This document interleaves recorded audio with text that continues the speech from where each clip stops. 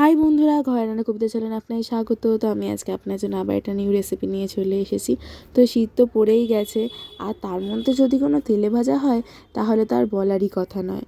তো আজকে আমি ভাবছিলাম যে বাড়িতে গেস্ট এসেছে আর তাদেরকে আমি কি বানিয়ে দিই, তো স্ন্যাক্স হিসাবে।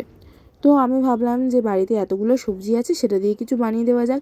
এটা কিন্তু টক ঝাল মিষ্টি মিষ্টি হয় খেতে, কিন্তু খুবই ভালো হয়। আপনারা অবশ্যই ট্রাই করবেন। আর বাড়িতে অল্প তেল থাকলেও কিন্তু আপনাদের করতে অসুবিধা হবে না। আমি কিন্তু এখানে ইপির মশলা ইউজ করেছি, আপনাদের কাছে না থাকলে ইউজ করার কোনো দরকার নেই। কারণ ইপির মশলায় থাকে অনেকগুলো ইনগ্রিডিয়েন্টস, তো আলাদা আলাদা করে ইনগ্রিডিয়েন্টস না দিয়ে ওর মধ্যে দিয়ে দেওয়াই ভালো। তো এখানে দেখুন আমি একদমই অল্প তেলে ভেজেছি, আর বেশি তেলে ভাজবেন না, বেশি তেলে ভাজলে কিন্তু এটা ছড়িয়ে যাবে। আর যারা এখনও আমার চ্যানেল সাবস্ক্রাইব করেননি অবশ্যই সাবস্ক্রাইব করে দেবেন, পাশে থাকা বেল আইকনটি ক্লিক করে দেবেন। আর যাদের এই ভিডিওটা ভালো লেগেছে অবশ্যই লাইক করে দেবেন আর শেয়ার করে দেবেন। তো বাই।